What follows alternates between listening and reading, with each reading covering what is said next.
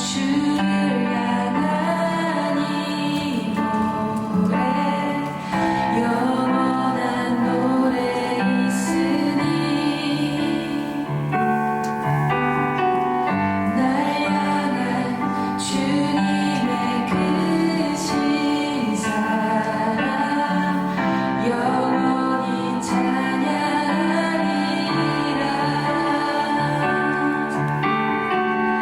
영원히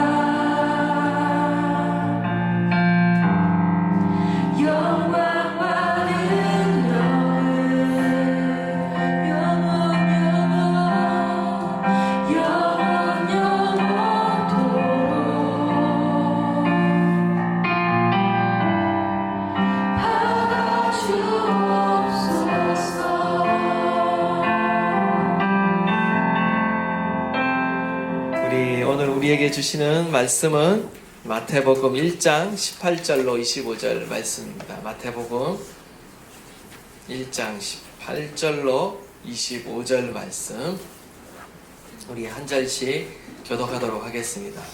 예수 그리스도의 나심은 이러하니라. 그의 어머니 마리아가 요셉과 약혼하고 동거하기 전에 성령으로 잉태된 것이 나타났더니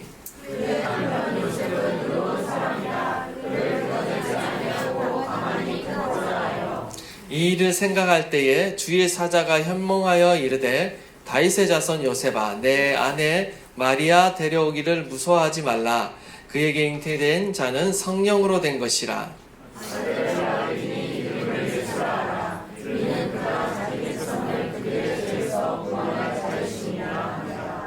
이 모든 일이 된 것은 주께서 선지자로 하신 말씀을 이루려 하심이니 이르시되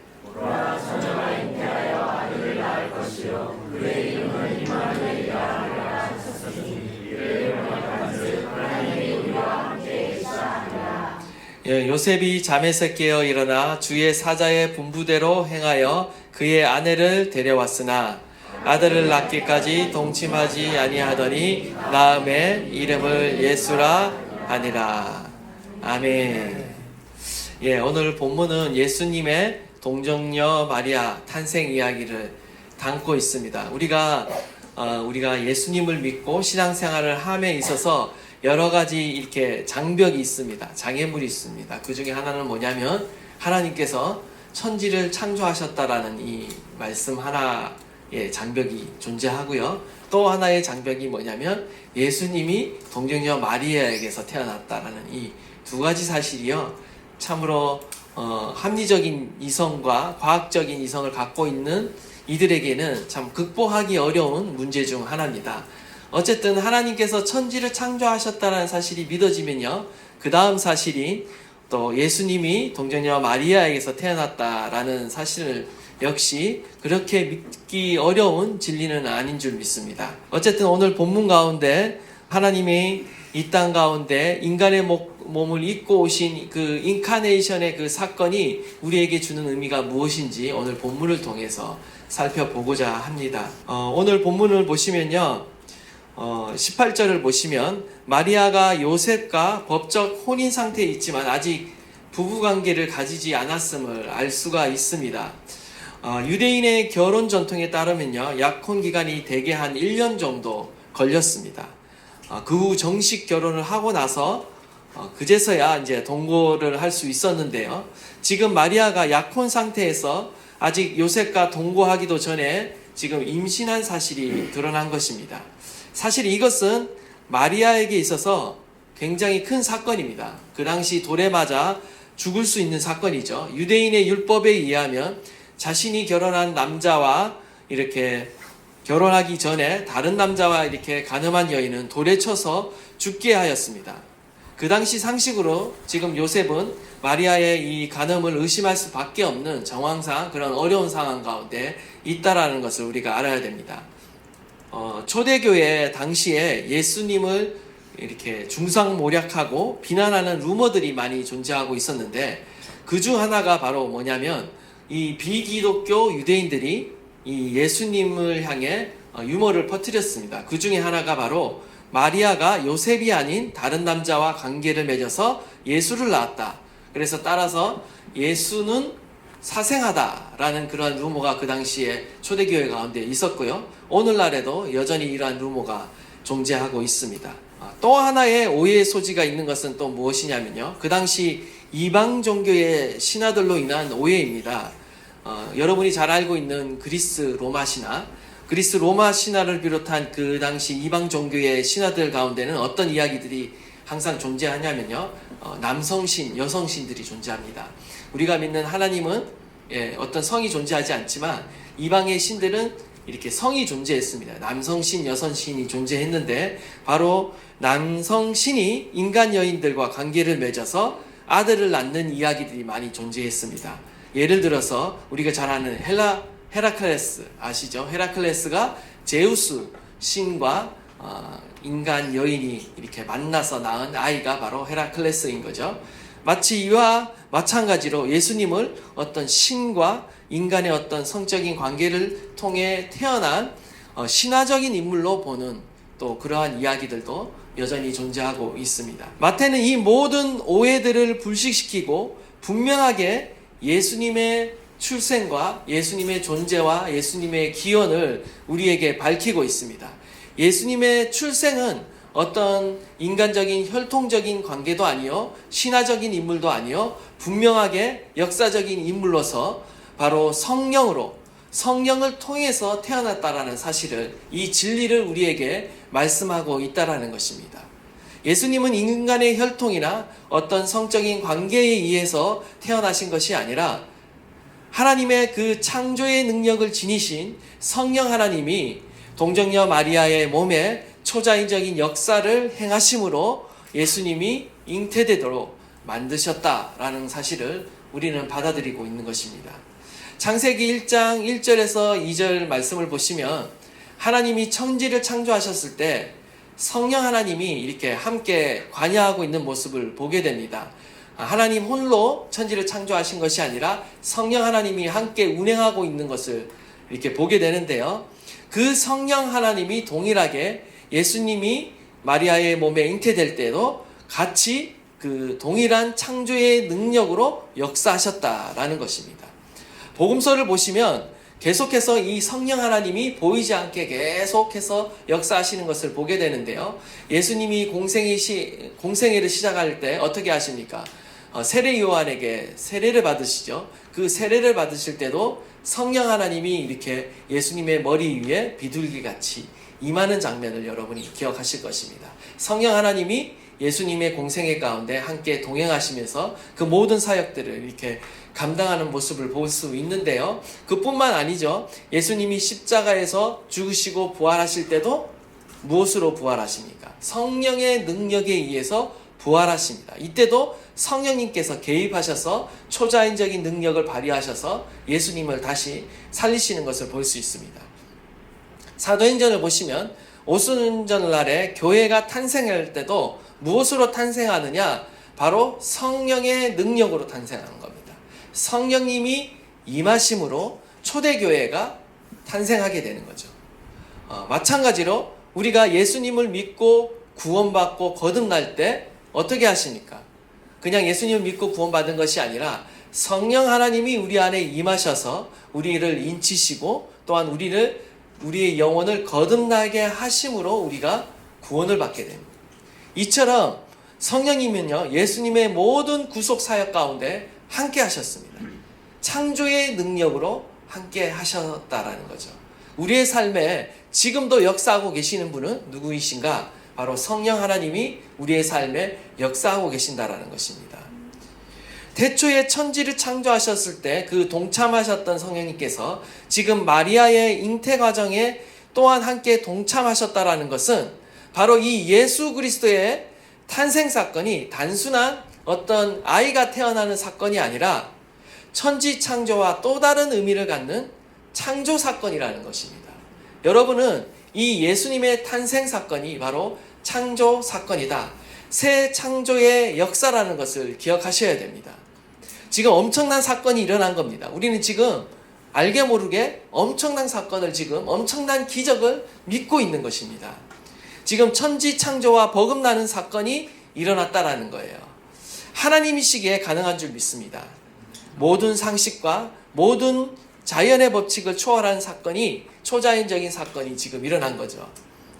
우리가 다 보지는 않았지만 우리가 마태복음 1절부터 17절까지는 예수님의 계보가 등장합니다. 족보가 등장하는데 마태는 아브라함부터 예수님에 이르기까지 족보를 14대 이렇게 세대로 분류하면서 총 42대에 이르는 족보를 기록하고 있습니다. 유대인들이 아니라면 아마 이 족보는, 우리도 마찬가지죠. 성경 읽을 때 가장 어려운 난관이 무엇입니까?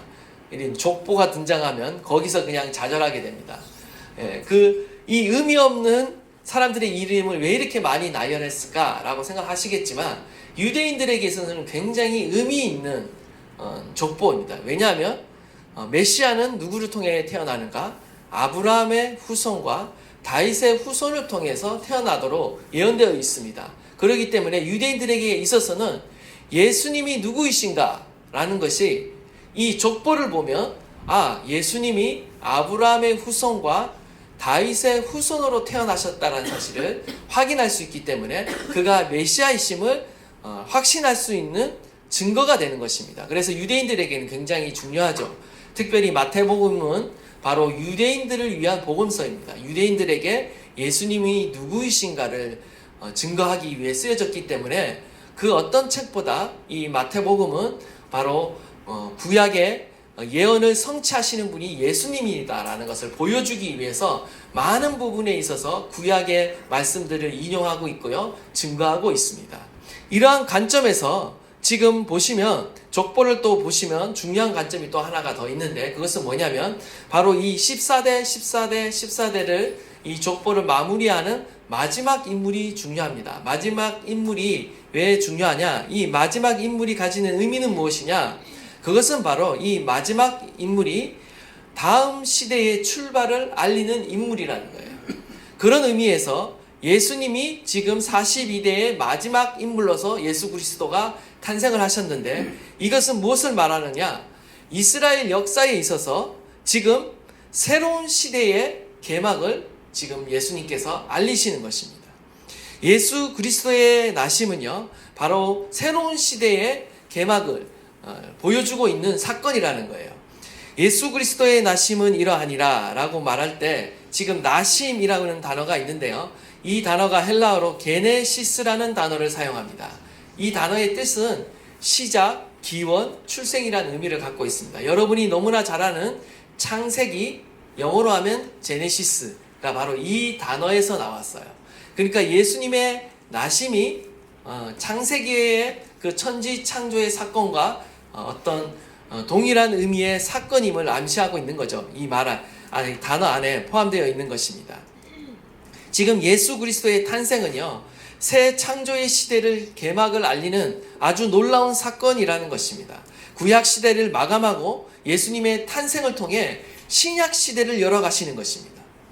인류 역사가 여러분이 잘 아시다시피 예수 그리스도의 탄생으로 인해 BC와 AD로 갈렸습니다. 세계사조차도요, 예수님의 탄생을 기준으로 그 역사가 갈리고 있는 것을 보게 되는 거죠. 저와 여러분 지금 아노 도미니, 주님의 시대에 살고 있습니다. 예수님이 이 땅 가운데 오심으로 인해 이 땅의 주인, 온 천지와 만물의 주인이 예수님이심을 주님은 선포하고 계시는 것입니다. 저와 여러분은요, 지금 어떤 시대를 살고 있느냐? 바로 새로운 구원의 시대, 은혜의 시대, 성령의 시대를 살고 있는 것입니다. 새 창조의 시대를 살고 있는 것입니다. 하나님께서 저와 여러분을 구원해 주셨을 뿐만 아니라 저와 여러분을 새로운 피조물로 만드셨습니다. 성경은 저와 여러분이 그리스도 안에서 새로운 피조물이다, 이전 것은 지나갔다라고 말씀하고 있는 것입니다. 여러분, 저와 여러분이요, 예수님을 믿는 그 순간 우리의 인생의 역사도 완전히 역전되는 줄 믿습니다. 여러분이 예수님을 믿기 전의 삶과 예수님을 믿은 이후의 삶이요, 완전히 영적으로 달라지는 거예요. 우리의 삶은 완전히 달라지는 것입니다. 과거에는 어땠습니까? 율법 아래, 율법의 저주 아래, 죄와 사망의 권세 아래, 율법 시대 안에 우리가 살았습니다. 그러나 이제는 예수 그리스도의 그 죽음과 부활을 통해서 은혜의 시대 안에, 성령의 시대 안에 우리가 지금 살아가고 있는 줄 믿습니다. 우리는요, 우리가 살아가는 이 시대를요, 더 잘 분별해야 됩니다. 예수 그리스도가 이 땅에 오심으로 인해서 성경적으로 볼 때는요, 일종의 종말이 시작된 겁니다. 우리는 그 어떤 날을 점치면서 마지막 때 그 종말을 우리가 생각할 수 있는데요, 이미 예수님이 오신 사건이 종말의 시대고요, 새로운 시대 안에 우리는 들어간 겁니다. 완성된 시대는 아니지만 지금 점점 하나님의 나라가 완성된 그 시대를 향해 점점 가까워지고 있는 거죠. 종말, 완성된 종말을 향해 지금 우리는 나아가고 있는 것입니다. 하나님께서는요, 저와 여러분을 하나님의 나라로 초대하셨습니다. 저와 여러분이 예수님을 영접한 그 순간 저와 여러분의 삶은 이전의 삶과 똑같은 삶을 살아갈 수 없다라는 거예요.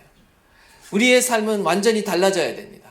하나님의 나라에 합당한 삶으로요, 우리의 삶은 변화되어야 되는 거예요. 하나님은 바로 그러한 삶으로 저와 여러분을 초청하셨다라는 겁니다. 지금까지 우리의 인생이 내가 주인이었고 내 뜻대로 내 마음대로 제약 가운데 우리가 흑암 가운데 살았다라면 이제 우리의 인생은 어떻게 되어야 되느냐? 예수님을 주인으로 모시고 내 마음 가운데 주인으로 모시고 왕으로 모시고 정말 하나님의 뜻대로 하나님의 말씀대로 하나님과 동행하는 삶으로 하나님은 저와 여러분을 초청하신 줄 믿습니다. 성탄의 의미가 무엇이냐? 바로 우리 가운데 오신 그 예수님을 우리가 영접함으로 주님과 함께 동행하는 삶을 살아가야 될 줄 믿습니다. 계속해서 19절을 보시면요, 요셉은 이 문제를 어떻게 처리하려고 하는가? 그의 남편 요셉은 의로운 사람이라 그를 드러내지 아니하고 가만히 끊고자 하여. 어떤 남편도요, 이 약혼한 여자가 결혼식을 이렇게 올리기 전에 임신했다는 사실을 용납할 수 없었을 것입니다. 상상해 보건대 정황상 이제 마리아가 자신의 임신 상태를요, 요셉에게 알렸을 것입니다. 마리아가 천사의 방문을 받고 또 자신의 그 임신이 성령으로 잉태된 것이라는 것을 밝혔을 때 이를 요셉에게 알렸을 거예요. 근데 문제는 이 요셉이 이러한 초자연적인 일을 경험한 일이 없기 때문에 마리아의 임신을 혼의 관계에 인한 임신으로 오해했을 거라는 거죠. 결국 많은 시간을 고민하고 한편 또 마음에 상심하여서 요셉은 그나마 착하고 의로운 사람이었기 때문에 이 마리아의 임신 사실을 사람들에게 공개적으로 폭로하지 않고 조용히 이렇게 파혼하려고 했던 것 같습니다. 그러자 하나님께서 이를 잘 아시고 그 꿈속에서 천사를 통해서 마리아의 임신이 성령을 통해서 일어난 일이라는 것을 알리시죠. 그러면서 이 아이의 이름과 또 이 아이가 할 사역까지 하나님께서 계시해 주십니다. 그 말씀이 바로 21절부터 23절 말씀인데 우리 한번 다 함께 다시 한번 봉독하도록 하겠습니다. 시작.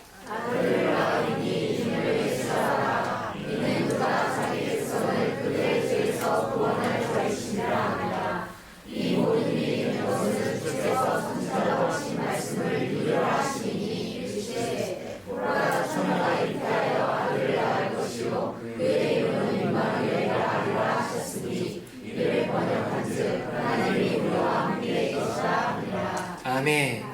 천사가 아이의 이름을 알려주는데 두 가지를 알려주죠. 바로 예수라는 이름과 임마누엘이라는 이름 두 가지를 계시해 줍니다. 첫 번째 이름이 예수인데 이 예수라는 이름은 여러분 잘 알고 있는 히브리어의 여호수아, 예호슈아입니다.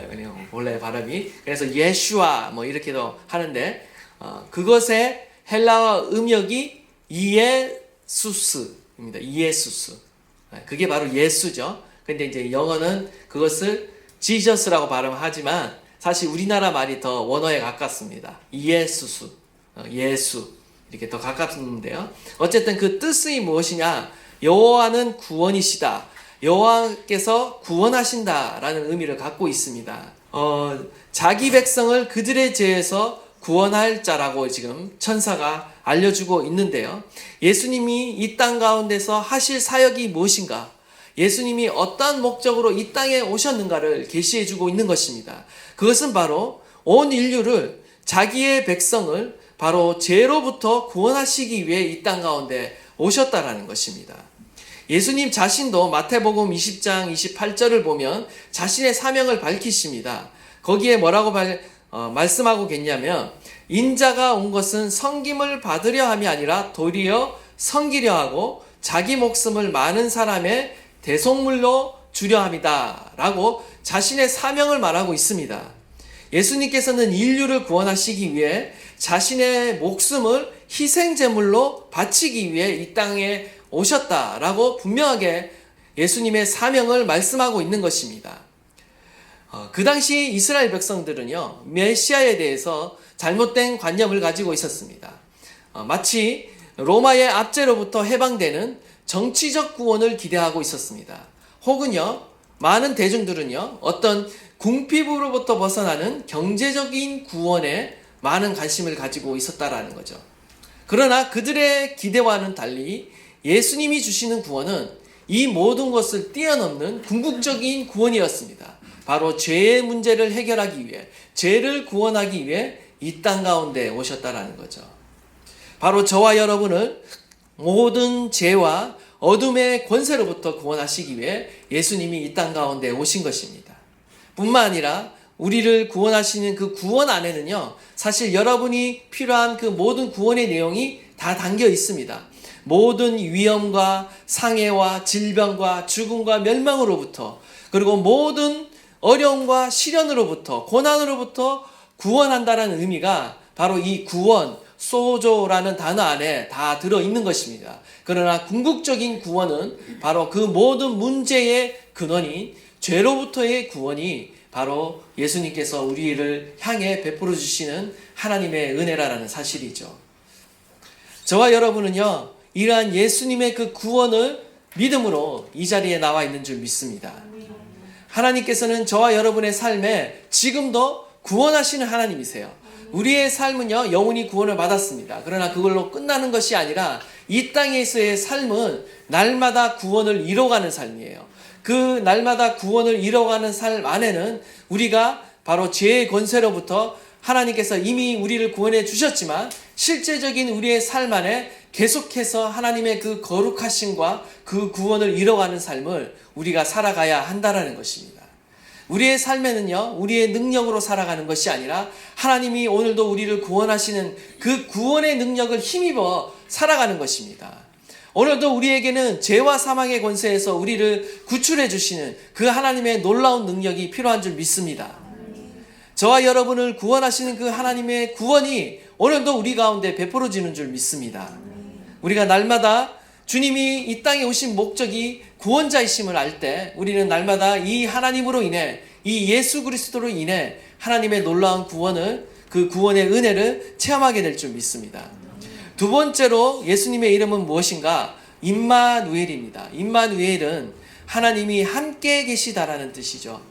이사야 7장 14절의 예언을 성취하는 사건입니다. 이사야 7장 14절을 우리 다 함께 한번 봉독하도록 하겠습니다. 시작.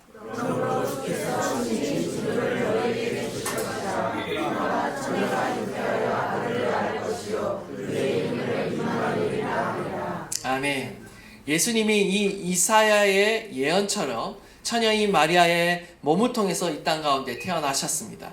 그리고 자라나셨고 인간들과 함께 먹고 마시며 호흡하며 함께 살아가셨습니다. 정말 문자 그대로 하나님의 백성과 하나님이 함께 거하시면서 살으신 것입니다. 바로 인간 예수의 몸을 통해 하나님을 경험하게 된 것이죠. 그들은 예수님을 통해 하나님을 보게 되었고 하나님의 음성을 듣게 되었고 그분을 만지며 대화하며 하나님을 직접 경험하게 되었습니다. 말라기 선지자를 끝으로요, 구약과 신약 시대 사이에 거의 400여 년간 하나님의 계시가 끊어졌습니다. 하나님의 말씀, 하나님의 음성이 들리지 않았어요. 그리고 로마의 통치 시대로 이어지면서 점점 유대인 사회 안에는요, 메시아를 대망하는 사상들이 이렇게 자라가고 있었습니다. 그들의 마음 안에는 모세와 같은, 그리고 다윗과 같은 어떤 구세주가 이렇게 출현하여서 메시아가 출현하여서 우리들을 구원해 주기를 그를 기대하는 그 메시아 대망 사상이 무르익고 있었다라는 거죠.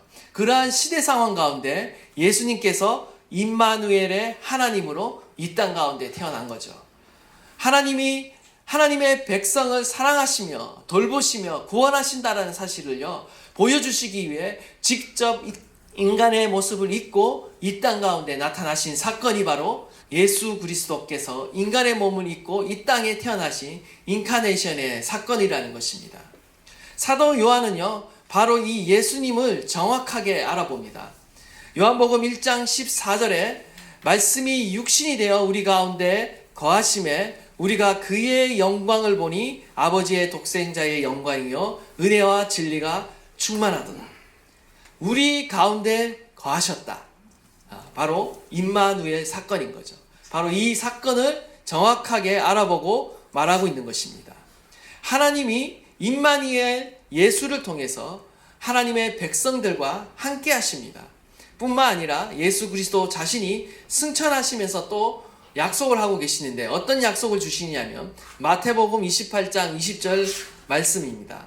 내가 너희에게 분부한 모든 것을 가르쳐 지키게 하라.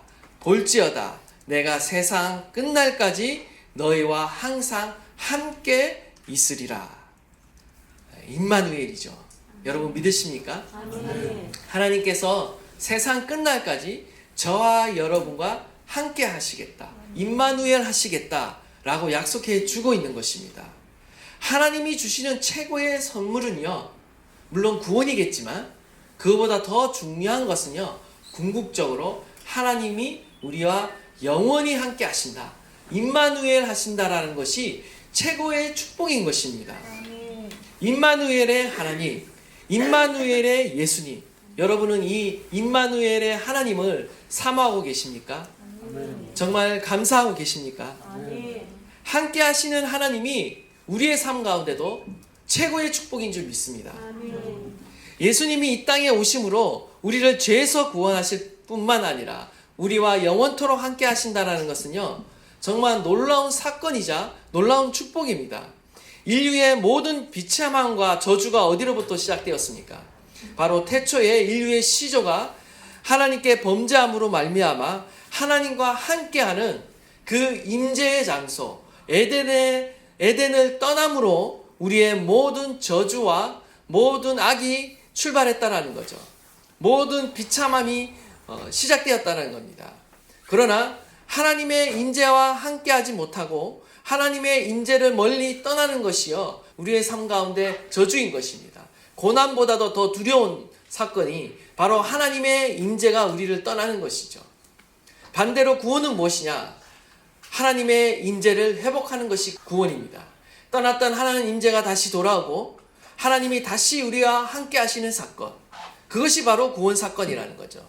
예전에는 나빴던 관계, 원수지간이었던 관계가 다시 화목하게 되고 이제는 다시 함께 할 수 있고 또 다시 함께 서로 사랑할 수 있게 되는 그 관계가 바로 구원의 관계라는 겁니다. 크리스마스는 기쁜 소식입니다. 그리고 은혜의 소식이에요. 한편으로는 정말 인간에게 있어서 이 크리스마스는요, 기쁨의 소식인 동시에요, 또한 도전을 주는 사건입니다. 왜냐하면 예수님이 인간의 모습으로 이 땅 가운데 임마누엘 하셨을 때 기쁨의 소식이었지만 모든 사람에게 기쁨의 소식이 아니었습니다.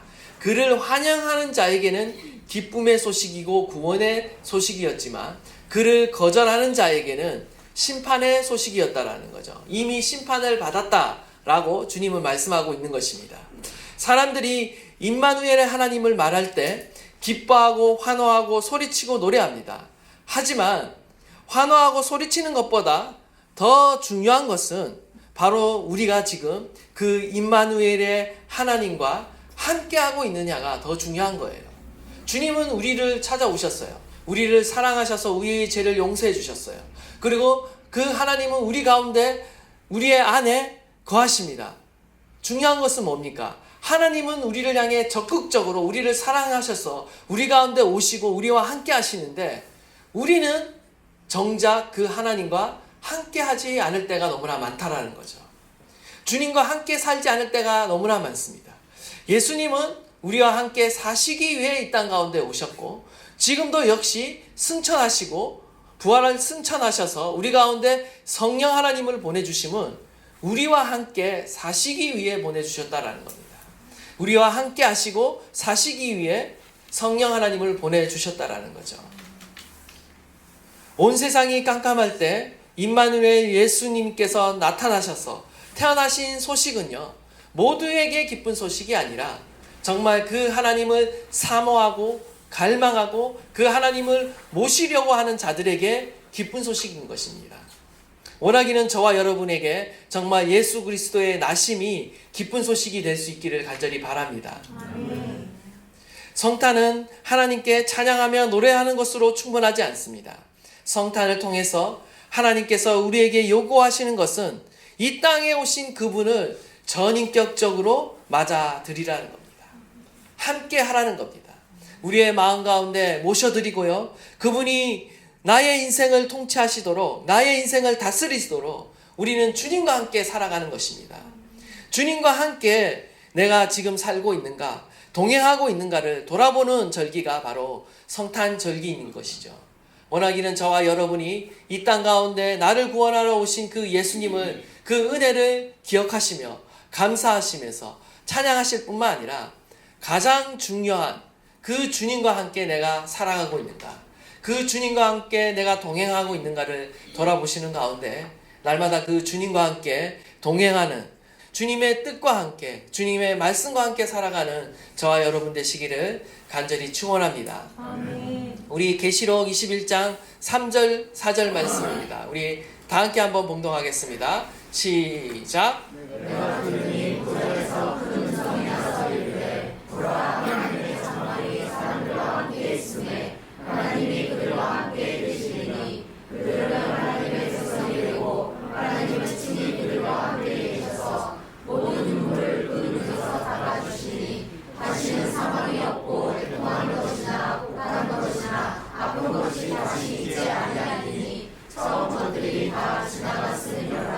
아멘. 천국의 모습도 다른 것이 아닙니다. 천국의 모습의 가장 큰 특징은 하나님이 함께 계시리니, 그들과 함께 계시리니, 그들은 하나님의 백성이 되고 하나님은 친히 그들과 함께 계시는 이 장면이 바로 천국이라는 것이죠. 천국은 어떤 공간, 어떤 장소를 의미하는 것이 아니라 함께 하고 있느냐, 그곳에 하나님이 함께하고 있느냐 없느냐에 따라서 그곳이 천국이 되느냐 지옥이 되느냐 결정되는 것이죠. 하나님이 함께하고 있는 그 자리가 바로 천국인 것입니다. 원하기는 저와 여러분이 하나님과 함께함으로 인해 이 땅에서 하나님의 나라를 누리고요, 천국의 삶을 누리고요, 나아가 주님이 오시는 그날에 하나님이 주시는 그 놀라운 기쁨과 은혜를 누릴 수 있게 되기를 간절히 축원드립니다. 날마다 그리스도와 함께 사시고 날마다 주님과 동행하시는 저와 여러분 되시기를 간절히 축원합니다. 아멘.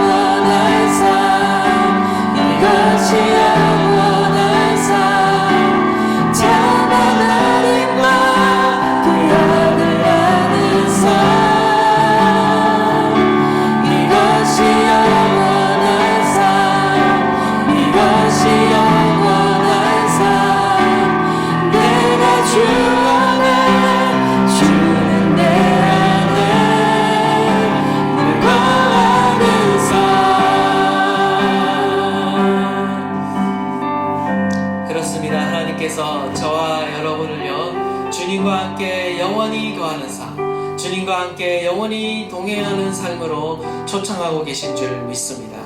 예수 그리스도의 나심은요, 새 창조의 역사입니다. 저와 여러분을 새로운 시대 안으로, 은혜의 시대 안으로, 구원의 시대 안으로 초청하셨습니다. 불러주셨습니다. 이 예수 그리스도를 주로 믿고 고백하는 자는 누구나 모든 죄가 용서함을 받고 구원받는 줄 믿습니다. 뿐만 아니라 하나님의 자녀가 되어 주님과 함께 영원히 동행하는 삶을, 함께하는 삶을 살게 되는 줄 믿습니다. 그러한 주님과 함께 우리가 영원히 살기를 원합니다. 하나님과 함께 영원히 살기를 원합니다. 주님과 함께 영원히 동행하기를 원합니다. 그 주님의 말씀과 그 주님의 뜻과 동행하는 삶이야말로 하나님께서 우리를 구원해 주신 그 은혜에 응답하며 살아가는 삶인 줄 믿습니다. 이 시간 우리 주님 앞에 고백합시다. 하나님, 예수를 나의 주로 삼고 하나님 주님과 함께 동행하겠습니다. 하나님의 말씀과 함께 동행하겠습니다. 주님과 임재와 동행하는 삶을 살게 하여 주십시오. 주님과 함께 살게 하여 주십시오. 하나님, 이 성탄의 기쁨을 하나님 주님과 동행하는 삶으로 응답하게 하여 주시옵소서. 우리 다 함께 주여 부르짖고 통성으로 기도하도록 하겠습니다.